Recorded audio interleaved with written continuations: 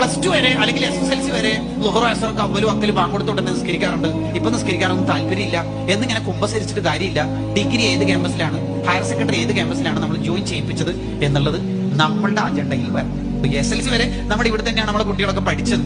പിന്നെ +2 ആകുമ്പോൾ അവ ഒരുതരം ക്യാമ്പസിലാണ് പോയത്. അപ്പൊ അവന്റെ ചൂടൊക്കെ പോയിട്ട് ഒന്ന് തണുപ്പനായി മാറിച്ചു. അതാണ് നബി സല്ലല്ലാഹു അലൈഹി വസല്ലം തങ്ങൾ നമുക്കൊക്കെ തിരിയുന്ന ഭാഷയിൽ പറഞ്ഞത്, അൽ മർഉ അലാ ദീനി ഖലീലി ഫല്യൻദുർ അഹദുക്കും മൻ യുഖാലിൽ. ഓരോരുത്തരും അവരവരുടെ കൂട്ടുകാരന്റെ ചര്യയിലേക്ക് ആരോടൊപ്പമാണ് കൂട്ടുകൂടേണ്ടത് എന്ന് നമുക്ക് നല്ല ബോധ്യം ഉണ്ടാകും.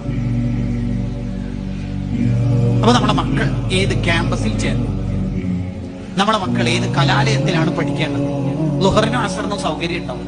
ജെൻഡർ ന്യൂട്രാലിറ്റി ബാധിക്കണ പുതിയ കാലത്ത് ആ ജാഗ്രത മുഴുവനും നമുക്കുണ്ടാവും. നമ്മുടെ മക്കൾ എന്ന് പറയുന്നത് നമ്മുടെ അമാനത്താണ്.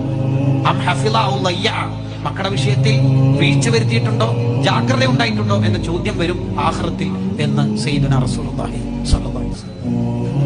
നമുക്ക് ദുആ ചെയ്യാൻ കുറെ ആൾ ഉണ്ടാവുക എന്നുള്ളത് എത്ര വലിയ നിഅമത്താണ്.